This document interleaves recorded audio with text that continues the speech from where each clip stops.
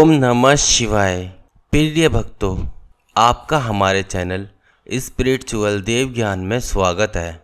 हमारी पिछली वीडियो में शिव पुराण के विद्येश्वर संहिता के 23वें अध्याय में शिव नाम की महिमा के बारे में बताया था। तो आज हम इस वीडियो में आपको शिव पुराण के विद्येश्वर संहिता के 24वां अध्याय भस्म धारण की महिमा के बारे में बताएंगे। सूत जी ने कहा, हे ऋषियों, अब मैं तुम्हारे लिए समस्त वस्तुओं को पावन करने वाले भस्म का महात्म्य सुनाता हूँ। भस्म दो प्रकार की होती है, एक महाभस्म और दूसरी स्वैलप भस्म। महाभस्म के भी अनेक भेद हैं।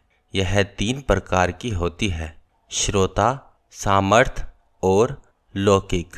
श्रोता और सामर्थ भस्म केवल ब्राह्मणों के ही उपयोग में आने योग्य है।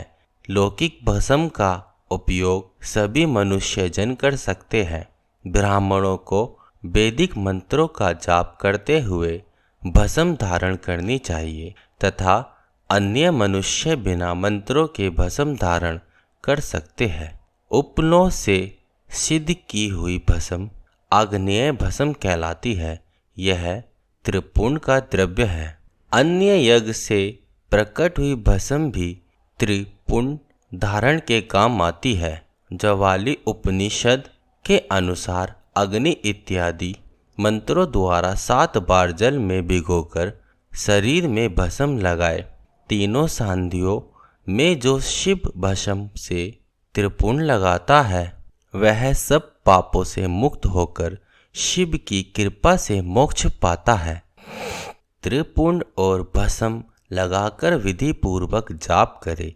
भगवान शिव और विष्णु ने भी त्रिपुंड धारण किया है। अन्य देवियों सहित भगवती उमा और देवी लक्ष्मी ने इनकी प्रशंसा की है। ब्राह्मणों, क्षत्रियों, वैश्यों, शूद्रों, वर्ण संकरों तथा जाति भ्रष्ट पुरुषों ने भी उद्धूलन एवं त्रिपुंड रूप में भस्म धारण की है। महर्षियों, इस प्रकार संक्षेप में मैंने त्रिपुंड का महात्म्य बताया है। यह समस्त प्राणियों के लिए गोपनीय है। ललाट अर्थात माथे पर भौहों के मध्य भाग से भौहों के अंत भाग जितना बड़ा त्रिपुंड ललाट में धारण करना चाहिए।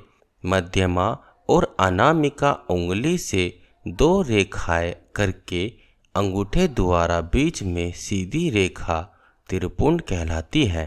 त्रिपुंड अत्यंत उत्तम तथा भोग और मोक्ष देने वाला है।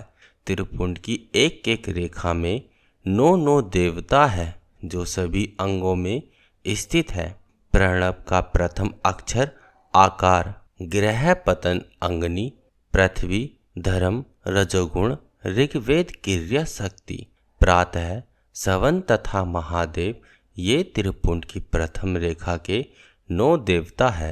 प्रणव का दूसरा अक्षर उकार, दक्षिणाग्नि, आकाश, सुवत गुण, यजुर्वेद, मध्य दिन सवन, इच्छा शक्ति, अंतरात्मा तथा महेश्वर ये दूसरी रेखा के 9 देवता है। प्रणव का तीसरा अक्षर मकार, आह्वनीय अग्नि, परमात्मा, तमोगुण, उद्युलोक, ज्ञान शक्ति, सामवेद, तृतीय सवन तथा शिव ये तीसरी रेखा के 9 देवता है। प्रतिदिन स्नान से शुद्ध होकर भक्ति भाव से त्रिपुंड में स्थित देवताओं को नमस्कार कर त्रिपुंड धारण करे तो भोग और मोक्ष दोनों की प्राप्ति होती है।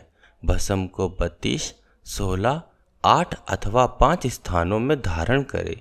सिर, माथा, दोनों कान, दोनों आँखें, नाक के दोनों नथुनों, दोनों हाथ, मुंह, कंठ, दोनों कोहनी, दोनों भुजदंड, हृदय, दोनों बगल, नाभि, दोनों अंडकोश, दोनों अरु, दोनों घुटनों, दोनों पिंडली, दोनों जांघों और पांव आदि 32 अंगों में क्रम से अग्नि, वायु, पृथ्वी, देश, 10 दिशाएं, 10 दिग्पाल, आठो वसुंधरा ध्रुव सोम आम अनिल प्रातःकाल इत्यादि का नाम लेकर भक्ति भाव से त्रिपुंड धारण करे अथवा एकाग्रचित हो 16 स्थान में ही त्रिपुंड धारण करे।